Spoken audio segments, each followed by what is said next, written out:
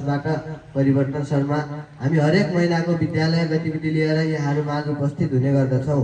आजको यस गतिविधि श्रृङ्खला यस शैक्षिक सत्रको पहिलो तथा समग्रमा 10औं श्रृङ्खला हो। सम्पूर्ण श्रोता तथा सामाजिक सञ्जाल प्रयोगकर्ताहरूमा हाम्रो हार्दिक स्वागत छ।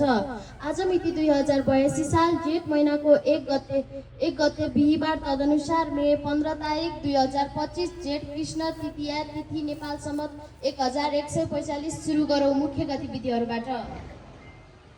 विद्यार्थी भर्ना अभियानसँगै विद्यालयको पठन पाठन सुरु। विद्यालय हाताको घेराबारले पायो पूर्णता। विद्यालय शिक्षक स्टाफ बैठक सम्पन्न र विभिन्न निर्णयहरू पारित। कक्षा 12 को अन्तिम परीक्षा मुस्कोट खलङ्गा परीक्षा केन्द्रमा जारी। र नवआगन्तुक विद्यार्थीहरूको स्वागत कार्यक्रम निकट भविष्यमै सञ्चालन हुने। अब गतिविधि विस्तारमा।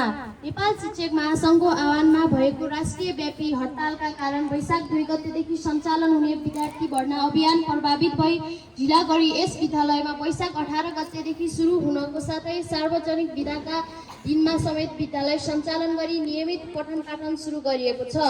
शैक्षिक सत्र 2082 का लागि यही वैशाख 21 गतेदेखि नियमित पठन पाठन सुरु भएको हो।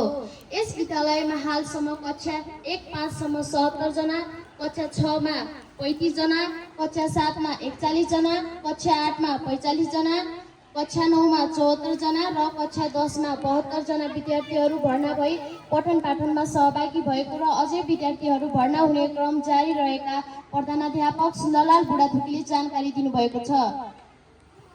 यस विद्यालयको विद्यालय हाताको चारैतिरको घेराबार निर्माण कार्य अधुरो रहेकामा यस आर्थिक वर्षमा घेराबारले पूर्णता पाएको छ। मुसिकोट नगरपालिका वडा नम्बर 6 को वडा कार्यालय व्यवस्थापन शीर्षक अन्तर्गत विनियोजित अनुदान रकम रु 1,97,000 को लागतमा 5 फिट उचाइ र 165 मिटर लामो फलामे पोल सहितको ग्याबिन तार जालीले विद्यालय कम्पाउन्डको घेराबार निर्माण कार्य विद्यालय व्यवस्थापन समितिको पहलमा सम्पन्न भएको विद्यालय व्यवस्थापन समितिका अध्यक्ष श्री जयबहादुर पाण्डेले जानकारी गराउनु भएको छ। यस विद्यालयमा कार्यरत सम्पूर्ण शिक्षक कर्मचारीहरूको बैठकले विद्यालयको शैक्षिक गुणस्तर वृद्धि गर्न र अतिरिक्त क्रियाकलापहरू सञ्चालन गर्न वर्षभरिमा निभाउन पर्ने भूमिकाको बारेमा चक्रिय जिम्मेवारी अनुरूप एक मतका साथ आआफ्नो जिम्मेवारी बाँडफाँड गरेको छ। जस अनुसार अन्य सदस्यका साथ परीक्षा विभाग संयोजकमा श्री उदयराम पुन, अतिरिक्त क्रियाकलाप संयोजकमा श्री एमराज ओली, अनुशासन विभाग संयोजकमा श्री कुम्प्रकाश ओली, सूचना तथा सञ्चार विभागमा श्री तप बहादुर कठायतलाई जिम्मेवारी तोकिएको छ। यसै गरी सांस्कृतिक विभाग संयोजकमा श्री तप बहादुर हमाल, सरसफाई विभाग संयोजकमा श्री रविकिरण देवकोटा र खेलकुद विभाग संयोजकको जिम्मेवारी श्री उमेश गौतमलाई दिएको यस विद्यालयका सूचना अधिकारी श्री तप बहादुर कठायतले जानकारी दिनुभएको छ। यस विद्यालयको शिक्षक स्टाफहरूको बैठकले चालु शैक्षिक सत्रको विद्यार्थीहरूको पठन पाठन स्तर तथा सिकाइ उपलब्धि वृद्धि गर्न सम्पूर्ण शिक्षक स्टाफहरू सक्रियताका साथ लाग्ने र निकट भविष्यमै आम अभिभावक भेला आयोजना गरी शिक्षक विद्यार्थी र अभिभावकको त्रिपक्षीय अन्तर्क्रिया आयोजना गर्ने निर्णय पारित गरिएको छ। यसैगरी शैक्षिक स्टाफ बैठकद्वारा दैनिक शैक्षणिक कार्यतालिका निर्माण कार्य सम्पन्न गर्नुको साथै वर्षभरि हुने शैक्षणिक गतिविधि समेटेर विद्यालयको वार्षिक शैक्षिक क्यालेन्डर प्रकाशन गरी सम्पूर्ण विद्यार्थी अभिभावकमाझ वितरण गर्ने सर्वसम्मतिले निर्णय पारित भएको प्रधानाध्यापकले जानकारी दिनुभएको छ।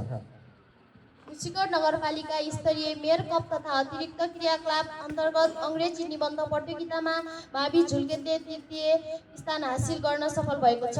यस विद्यालयका कक्षा 10 का छात्र प्रदीप ओलीले उक्त स्थान प्राप्त गरी पुरस्कार हात पार्न सफल भएका हुन्। गत फागुनमा सम्पन्न प्रतियोगिताको नतिजा हालै मात्र प्रकाशित गरिएसँगै यस विद्यालयले विभिन्न विधामा गरी जम्मा 8 वटा विधामा स्थान सुरक्षित गर्न सफल भएको हो। यस विद्यालयमा कक्षा 12 मा अध्ययनरत विद्यार्थीहरूको वार्षिक परीक्षा मुसिकोट खलङ्गा स्थित त्रिभुवन जनता मावि परीक्षा केन्द्रमा सञ्चालन भइरहेको छ। यही वैशाख 21 गतेदेखि जेठ 2 गतेसम्म सञ्चालन भइरहेको परीक्षामा नियमित तर्फ 36 जना र आंशिक तर्फ 7 जना गरी जम्मा 43 जना परीक्षार्थी सहभागी रहेको परीक्षा केन्द्रमा खटिनुभएका शिक्षक श्री तोपबहादुर हमालले जानकारी गराउनु भएको छ। यस विद्यालयमा शैक्षिक सत्र 2082मा नयाँ तथा अन्य विद्यालयबाट भर्ना भएका नव आगन्तुक विद्यार्थीहरूको इमिस नम्बर प्राप्त भइ नसकेकाले सो इमिस नम्बर प्राप्त भए पश्चात निकट भविष्यमै उहाँहरूको स्वागत गरिने जानकारी विद्यालय प्रशासनले दिएको छ। हवस् त, बाल कल्याण मावि गतिविधि सङ्कलन तथा सम्पादनमा आदरणीय शिक्षक श्री खरानन्द शर्मा, प्रविधि संयोजक जीवन पुनको तथा कम्प्युटर आदरणीय शिक्षक उदयराम पुनका साथै हामी पनि बिदा चाहन्छौँ। यहाँहरूको दिन शुभ रहोस्। नमस्कार।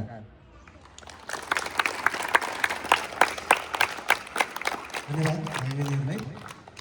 बाल कल्याण गतिविधि